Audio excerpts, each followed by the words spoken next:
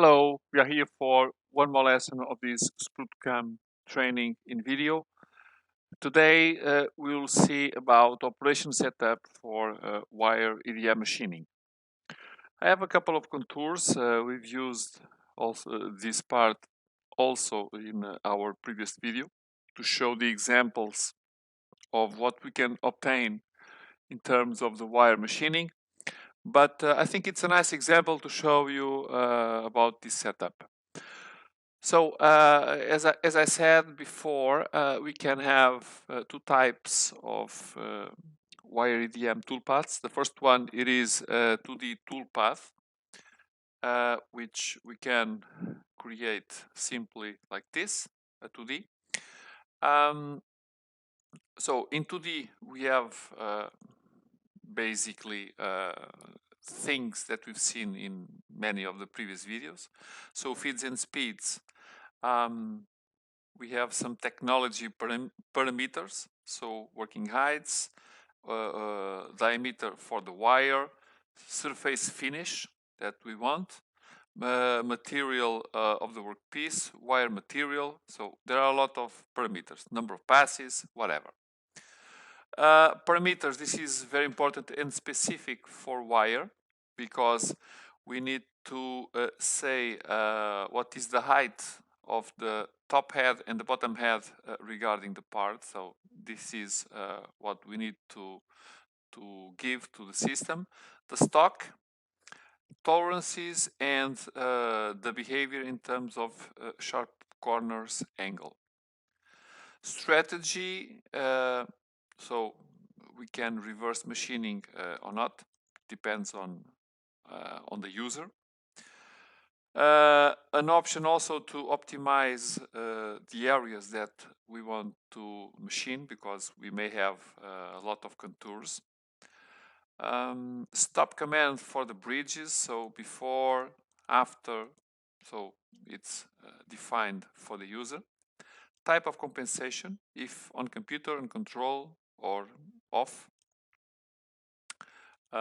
control. We can perform a rough pass and then some finishing passes and configurations for the bridges. Okay. Pocketing, this is an option which is available, which I personally don't like very much, which is the possibility to make a roughing cut through several wire passes. Okay. Generally speaking, I don't like this option. So, but anyway, we can give this as a percentage of the tool, so several passes, and some behavior for those passes, and then where to insert the bridges and so on. Links and leads, it is very similar to other things we've seen that work on 2D. And tool, no options for tool, so simply OK. Then we need to give the contours, and if we click in one of these contours, Wire-Edm, okay, it immediately creates this kind of approach, which I can open, and I can say where is the top level, where is the bottom level, stocks if we want arc interpolation or not,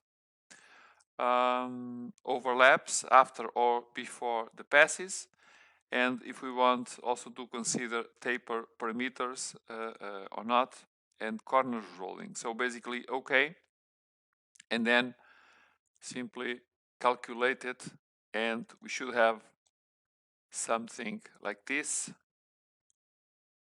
simply doing a straight cut. But we can have this a little different. I will delete this one.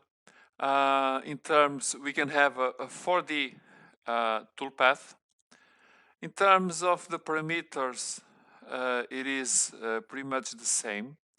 I think the main difference is regarding the behavior of this NC format, which can be in this format on the post-processed file, or cuts and arcs with G01, G02.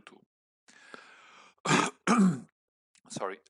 So we give all these parameters, and then again, the issue goes to the contours. So I can say contour, contour, and now saying this is a Wire-Edm item 4D. And according to the height I have, I create angular toolpath.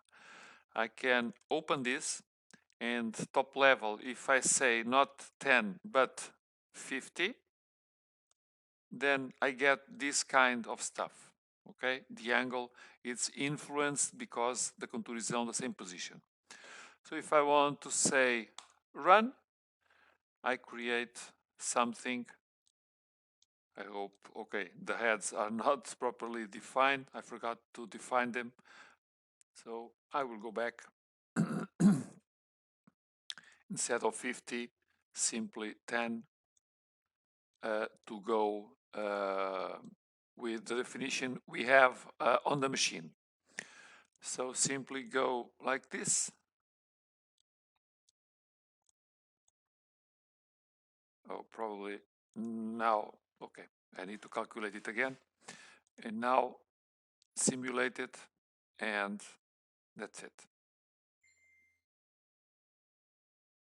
Second pass, and it is done. So this is what we can have in terms of the operation setup. They are not very difficult, and I hope these topics we've mentioned in this video are good enough to help you starting to use these Wire-Edm toolpaths. Any help, any questions that you need, we are here, so we can give you all the necessary support.